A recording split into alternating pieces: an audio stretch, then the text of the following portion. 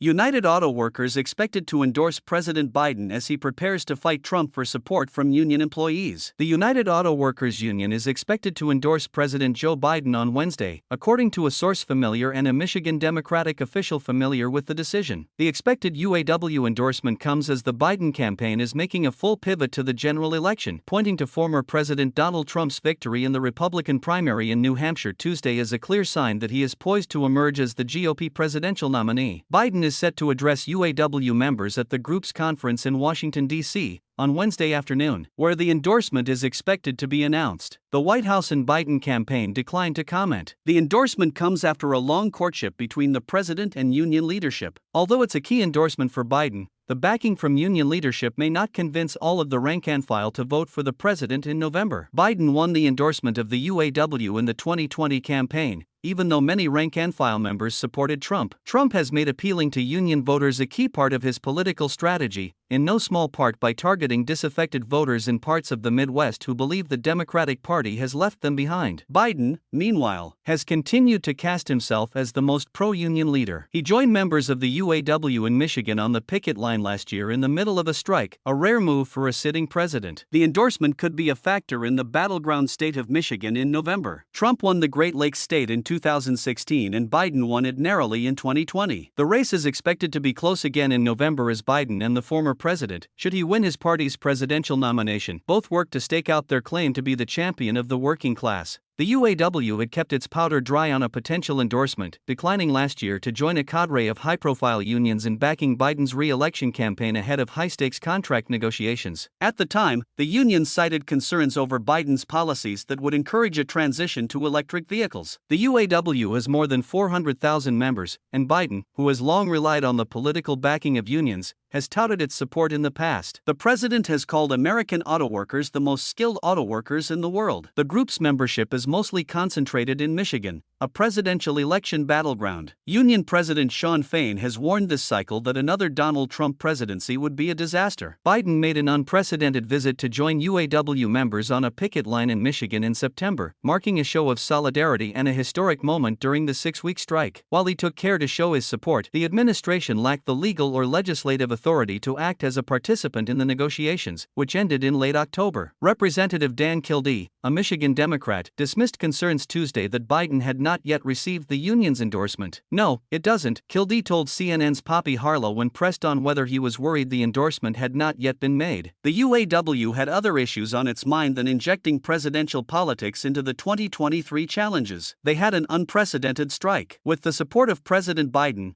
they received an unprecedented contract. So, when I talk to auto workers, they understand that. And, I'm very hopeful that organized labor generally, and the UAW specifically, will remember Joe Biden's record and will stand with him as a result, Kildee added. Trump has found support among the rank-and-file of the UAW despite Fain's strong criticisms and union leadership's consistent support of Democratic candidates.